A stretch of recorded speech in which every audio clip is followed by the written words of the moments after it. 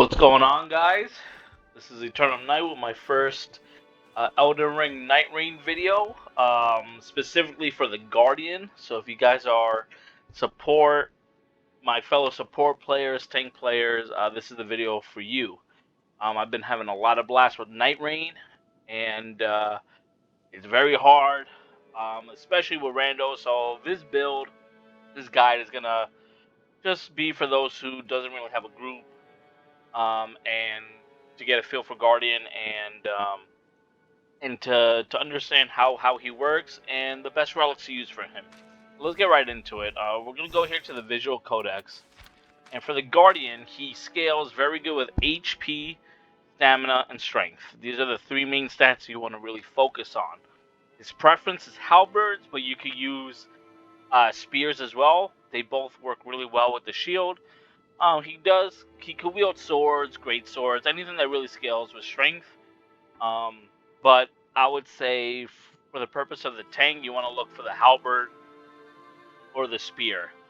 And for his skills, you have his passive ability is Seal Guard, so you're going to plant your feet and brace with the shield, and you're going to be guarding like crazy. You can focus on the boss or the enemies if they're locked on to you, and you're gonna just be holding out your shield while your teammates are gonna be slamming the boss with DPS, right? Like, you just don't die with this character, and it's fantastic. His character skill is Whirlwind. It's okay. There is a relic that'll extend the duration of it, which is actually really cool.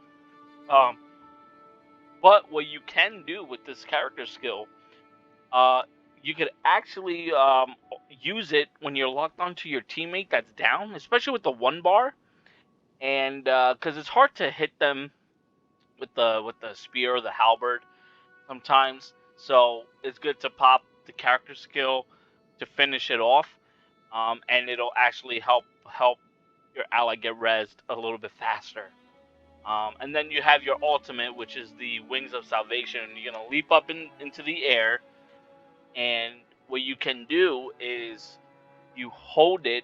So what it does is it reses everybody in the area, like in the radius of your ult, right? On top of that, you can hold it for another 7 seconds, and it will form this protective. Basically, anybody in your aura would not get hurt. And it's really, really, really, really good. And there's a relic that could pair with your ultimate that'll actually do another thing, which we'll get into. But first, let's just take you to the sparring grounds real quick to show you. All right. So here's the drip, right? The outfit. This cost 35,000 ruins. That was maybe 2 days of grinding without spending a dime, and this is probably the best skin that I have for it. Not even, I don't think even the original Dark Souls skins could compare to this skin. I really like this one a lot, especially with the red eyes. Alright, let's get into it. So, with your character skill, it's Y on controller or triangle on PlayStation. I have Y on Xbox, and you're going to hold LT, and you can just hold it, and it'll be like this little AoE spin, right? Let me just, give me a second, I'm going to, no limitations. So, you're just going to hold it, right? If you hold it, it'll be bigger. If you just tap it, it'll just be a little AoE. So I always hold it. It really staggers enemies initially. Lifts them up in the air for the smaller enemies. And for your ultimate, what you're going to do is you're going to launch it, and you're just going to hold it, right? You're going to hold it, and you're going to continue holding it. And this aura, with all this yellow stuff coming out, as you can see, it's about 5 to 7 seconds. That's how you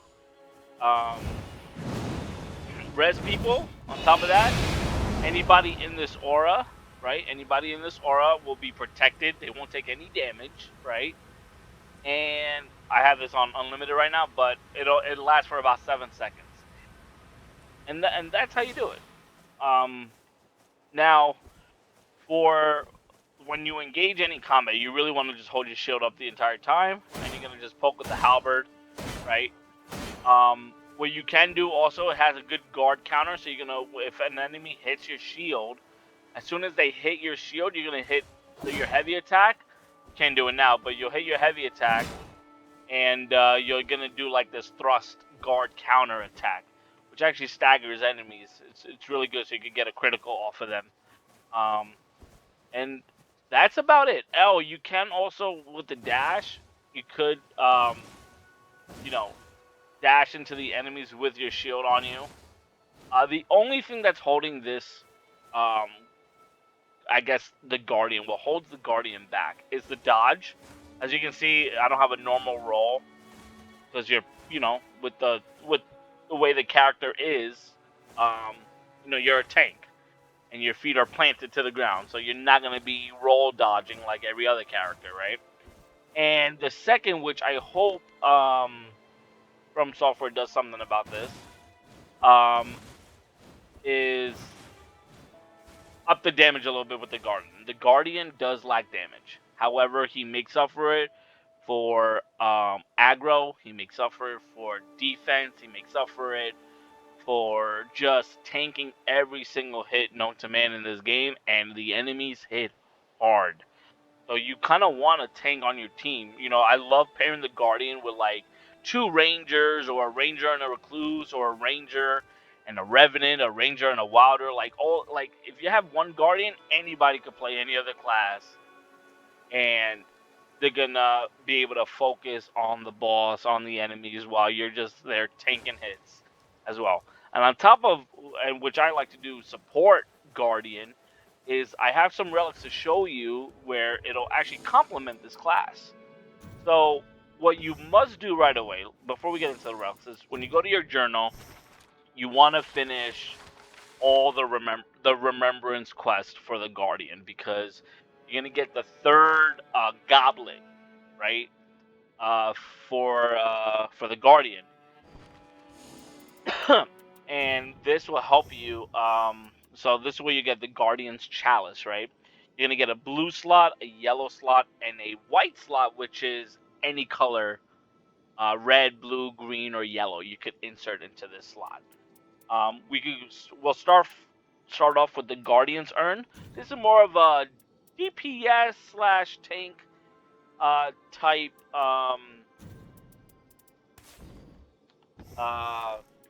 urn.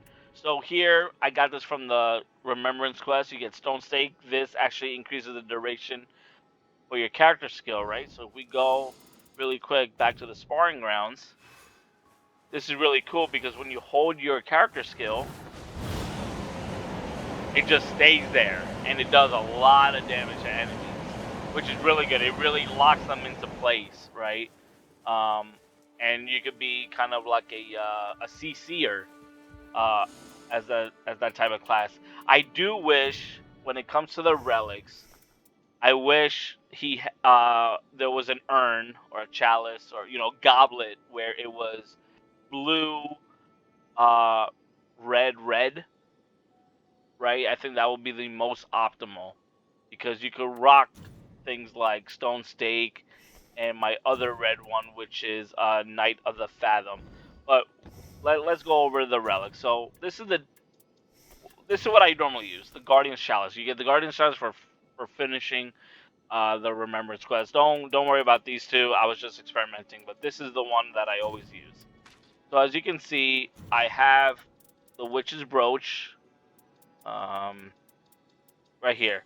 So what the Witch's Brooch does is it gives the 2 Guardian not passes, but like an addition to what the Guardian can already do. So the Guardian can now restore allies HP while your ultimate art is active. What this means is once you pop your ult and you hold it for an extra 7 seconds, anybody, including you, will regenerate their HP. So you could pop this if you're low.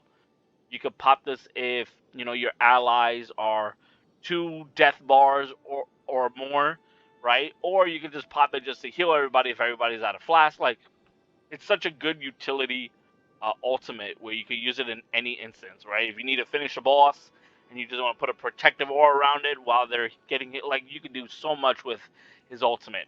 And then on top of that, you'll reflect a portion of damage received when ability is activated. This is your character ability, which is the Whirlwind Tornado, and then it also gives Vigor +3. Now Vigor is your health stat.